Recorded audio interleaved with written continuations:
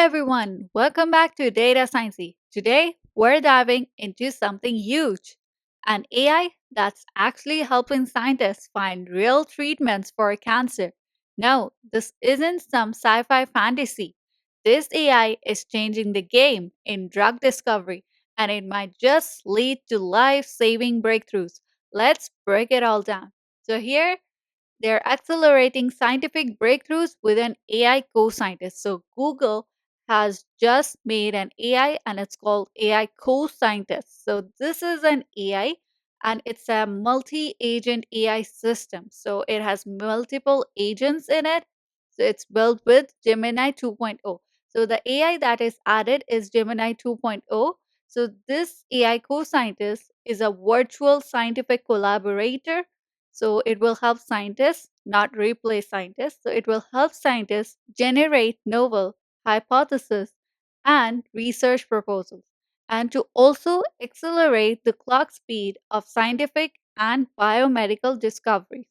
So here, this AI, which is a multi-agent AI system, which is called AI co-scientist, it's a virtual scientific collaborator. So it will help scientists generate the ideas and new hypotheses and also research proposals also, and it will also speed up new scientific discovery. So here they're saying in the pursuit of scientific advances, researchers combine ingenuity and creativity with insight and expertise which is grounded in literature to generate novel and viable research directions and to also guide the exploration that follows. So in many fields this presents a breadth and depth conundrum since it is challenging to navigate the rapid growth in the rate of scientific publications while integrating insights from unfamiliar domains. Yet, overcoming such challenges is critical, as evidenced by many modern breakthroughs that have emerged from transdisciplinary endeavors. For example, Emmanuel Charpentier and Jennifer Doudna won the 2020 Nobel Prize in Chemistry for their work on CRISPR, which combined expertise ranging from microbiology to genetics to molecular biology. So let me explain you what this all means. So here they say that scientists and researchers they need creativity and they also need to be clever and they also need to have the expertise and insights in order to make some breakthroughs in medication or in any field. So one thing that is challenging in many fields is the breadth and depth conundrum.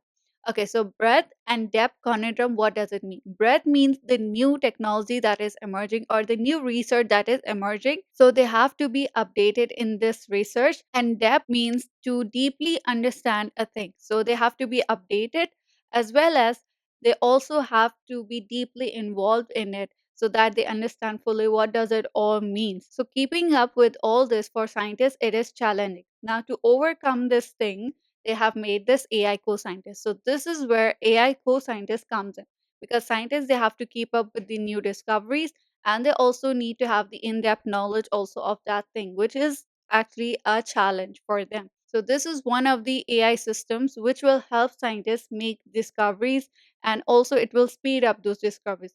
And regarding the CRISPR, so what is CRISPR? Now, what is this? Okay, so CRISPR is actually a genetic tool. So it helps scientists. So it's a tool which helps scientists to study the genes or whether there are some faulty genes or to make some breakthroughs. So this tool helps scientists study the gene technology more better and more accurately. So of course they were motivated by unmet needs. So to have something which helps them in the discovery, in the modern scientific discovery process, and also building on recent AI advances. So that's why what they did, they developed the AI co-scientist system. So this AI co-scientist system is multi-agent. So it has many agents in it. So that also I'll be telling you what agents are these. So there are multiple agents in it, which is intended to function as a collaborative tool for scientists. Now this AI which is behind it is Gemini 2.0, and this is designed to mirror the reasoning process which is underpinning the scientific method. And beyond standard literature review, summarization, and deep research tools, this AI tool is not just doing standard literature review, summarization, and deep research tools, because there were some tools given to AI models that it will study the literature review, it will do the summarization of the research, and it will also deep research it. So this AI system is not just doing that, it is doing beyond that. So this AI co-scientist system is intended to uncover new original knowledge and to formulate some novel research hypotheses and proposals, which is building upon prior evidence and also tailored to specific research objectives. So this AI co-scientist system will uncover new original knowledge. So it will gather new, and it will also formulate some new hypotheses, some new ideas and proposals, which was built upon the previous evidence, and also it would be for specific research objectives. So it would be for specific tasks. So here this AI co-scientist is empowering scientists, and it's also accelerating, means it's speeding up discoveries with the AI co-scientist. Okay, so given a scientist's research goal that has been specified in natural language, so the AI co-scientist is designed to generate novel research hypotheses. Okay, so the AI co-scientist is designed in such a way that it will generate some new ideas and some new hypotheses, detailed research overviews. It will give the overview of the research, and that will be detailed, and also experimental protocols. And experimental protocols means like how the experiment should be conducted, like what type of test to be done. So that is experimental protocol. Now to do so, it uses a collation of specialized agents. So it has some specialized agents which will do so this stuff. So there are six agents which will help to do so. So there's first is generation, there's reflection, ranking, evolution, proximity, and meta review. So they are inspired by the scientific method itself. So these agents, they use automatic feedback to iteratively generate, evaluate, and refine hypotheses, in which it will result in a self-improving cycle of increasingly high quality and novel outputs. So of course first it will generate a hypothesis, then of course it will evaluate, and then it will keep on refining based on the automated feedback. So based on that, it will generate, then evaluate, and then it will refine that hypothesis or that idea, in which it will result in a self-improving cycle of increasingly high quality and novel outputs, in which what it will happen when it will keep on refining, then it will produce the high quality outputs. So here there's a video also specified in which it specifies research goal, what goal it has to do, then it will give the research ideas based on it, then it will define, it will returns a research plan with a list of ideas. So this it does, and there are many types of agent. There's a supervisor agent, generation, review, ranking, evolution, proximity, meta review. So this is the review of AI co-scientist. Now this purpose for the AI co-scientist, as I already told you, it's built for collaboration, so scientists can interact with the system in many ways. First, it can provide its own seed ideas for exploration, or by providing feedback on generative outputs in natural language.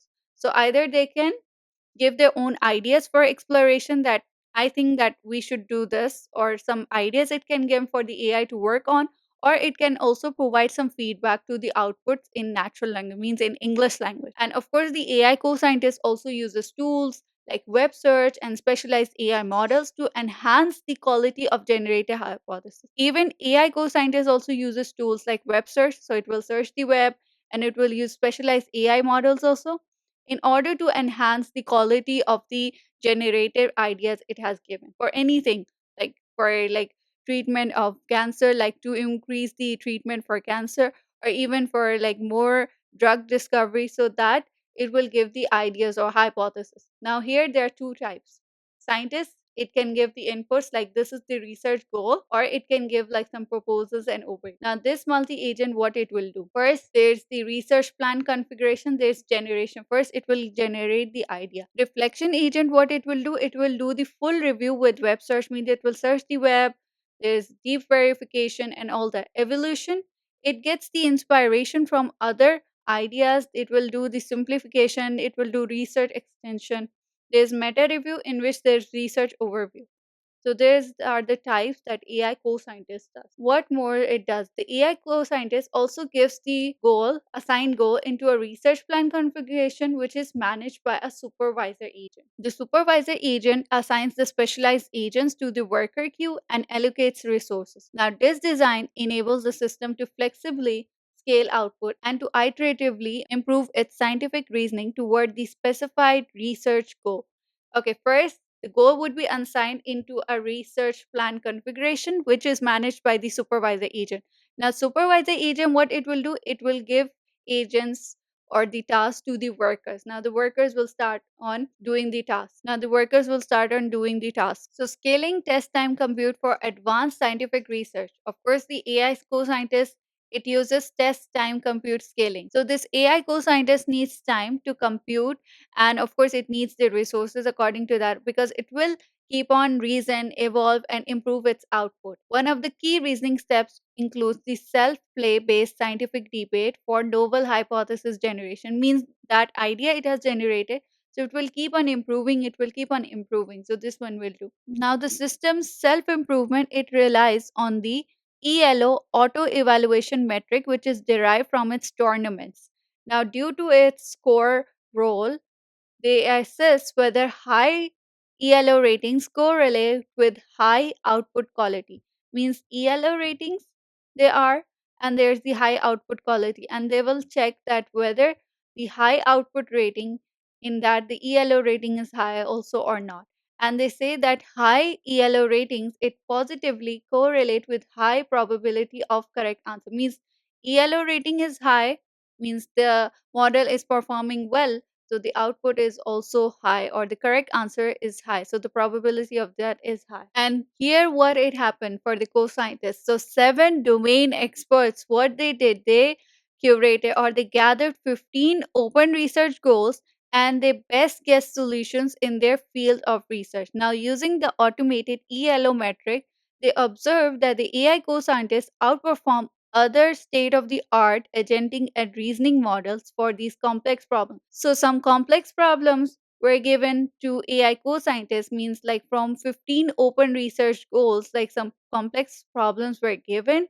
In that, AI co scientists, it has beaten the other models and reasoning models for these complex methods. So, you can see here the graph of it. The ELL score is higher as the time passes, as the AI system gives it more time. So you can see here AI co-scientist is beating other models. And regarding validation of novel AI co-scientist hypothesis with real-world laboratory experiments. So whatever hypothesis the AI co-scientist gave, means the idea that AI co-scientist gave. So now they're checking that how much of that is true with the real world laboratory experiments. So first was drug repurposing for acute myeloid leukemia.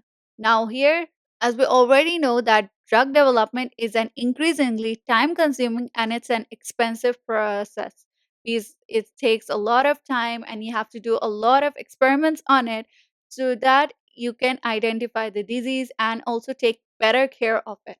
So now what it did, so the AI co-scientist, it delivered some hypothesis for this disease. So let's see the experiments when they did, so whether it was true or not. Kira 6 is actually a drug which is proposed by the AI co-scientist, and this experiment was done on the AML. So AML are those lab grown cells. So on that this experiment was done. So for this disease they said, like, if the concentration is low of this drug, then the viability is better. So if the drug concentration is low, then the it is advantageous and it's better rather than high concentration of this drug. At low concentration of drug, it was able to successfully work. So advancing target discovery for liver fibrosis. So here also if you see the result of it, so whatever drug the AI co-scientist has suggested for this disease, it has suggested a positive rate. If you see here, it has suggested a promising activity. And also they were also explaining the mechanisms of antimicrobial resistance.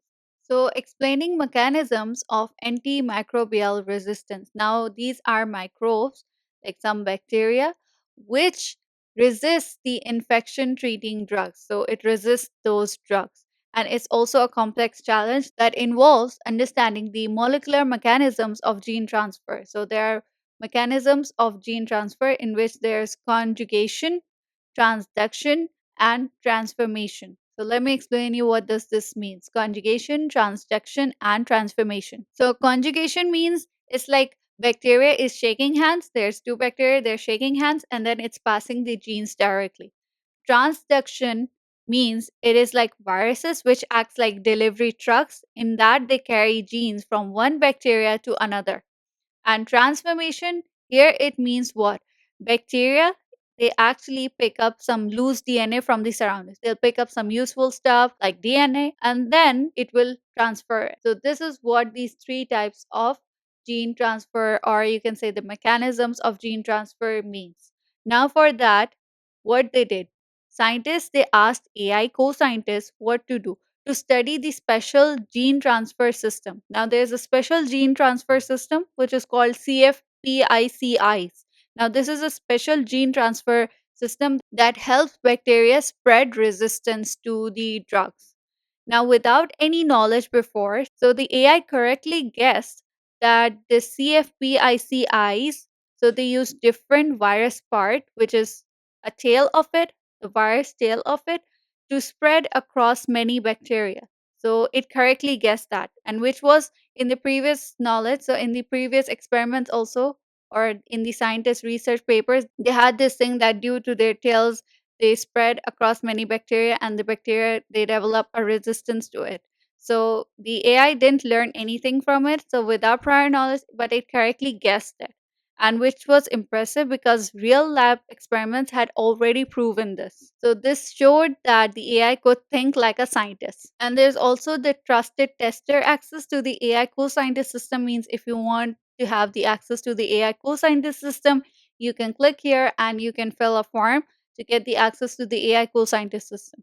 So, in conclusion, I would say that is AI is finding potential treatments faster than before, and that could be the way to save billion lives. So, what do you think? Is AI the future of medicine? So, let me know in the comments below. And if you found this video interesting, don't forget to like, subscribe, and check out my Patreon also for more in depth AI insight. Catch you next time. Bye bye.